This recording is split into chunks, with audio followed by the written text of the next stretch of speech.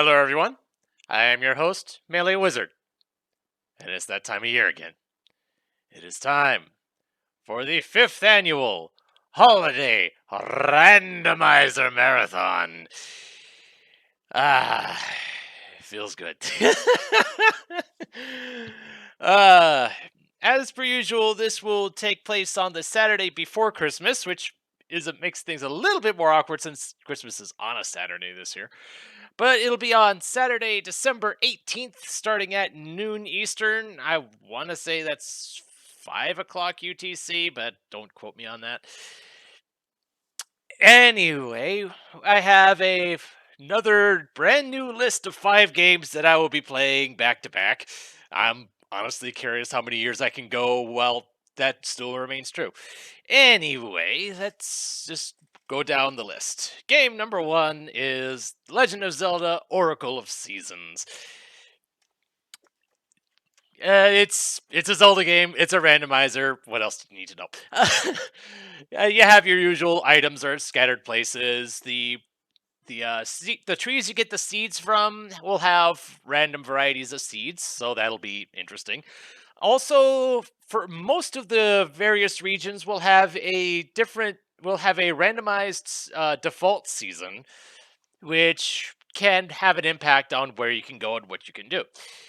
The 4 seasons that you use with the Rod of Seasons are also in the pool, and you get the Rod of Seasons when you get your first season. So at least it's not considered a separate item there.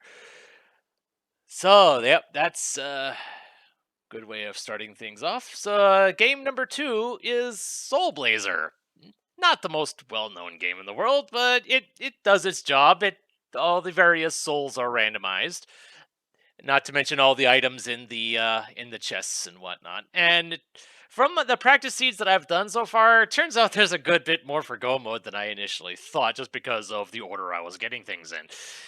We'll see how that plays into things. Anyway, game number 3. We had Oracle of Seasons. Might as well have Oracle of Ages as well. The reason why I'm doing things in this particular order is because in Oracle of Seasons, the final boss, Onox, really, really sucks. So I figure I'd get that one out of the way first. And also, another thing I'm going to get out of the way is this is not going to be a linked game between Seasons and Ages. The randomizer does not take that into account. And so all the secrets and stuff would just be its vanilla, and I'd rather not switch between games like that the whole time. So each game is going to be its own standalone thing. Like because the randomizer doesn't care about that sort of thing anyway. Anyway, game number 4, as a sort of palate cleanser after all that, is Mega Man X. This one is going to be interesting because I mean you saw last year I believe I did Mega Man 2, which was an interesting experience. And Mega Man X kind of takes it up another notch. Not only does it randomize how the weapons behave, it also randomizes like your normal shots, like how fast you are, your charging speed, your walking speed, jump height, gravity, like how you fall, how when you're doing the wall cling, how fast you go down on that. It's how much your shots do to even regular enemies, how much the boss arenas are modified. I don't think boss behavior is modified too much, but the arenas can mess things up a bit on that regard. Boss health. A boss could have no health, and it could go beyond the top of the screen a good ways. You have to actually listen to it refill to figure out how much health the dumb thing has. And yeah, based off of if you end up having you things just I have lost my train of thought. Like I said, walking speed, jump height, you could end up being moving really fast, really slow. The four equipment upgrades, like the armor, the buster upgrade, the boots, the helmet, those are all in random spots.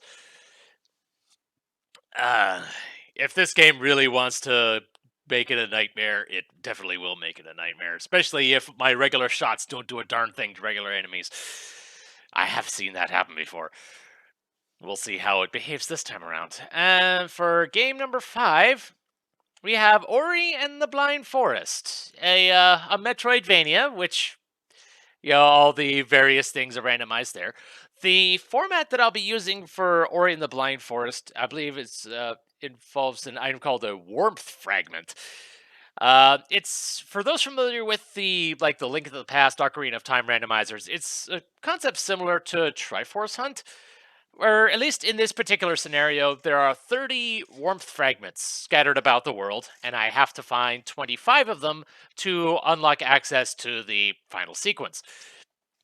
And I just find whatever abilities and such I find, and there is no guarantee that I will have all of them when I go finish the game off. Do I necessarily need them all? No. Would I like certain ones? Definitely, but we'll see what the game decides it wants to give me. And thankfully, there is a way to kind of warp myself back to the starting point of the game if I either in case of stupid soft locking shenanigans or if it's just faster doing it that way. So hopefully I won't have to make use of that too much, but it's there if it needs to be used. So that's the rundown.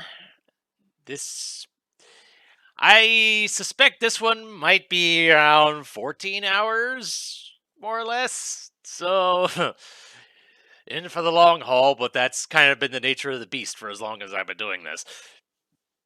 Actually, 14 hours? Actually, might be more like 16, but we'll see.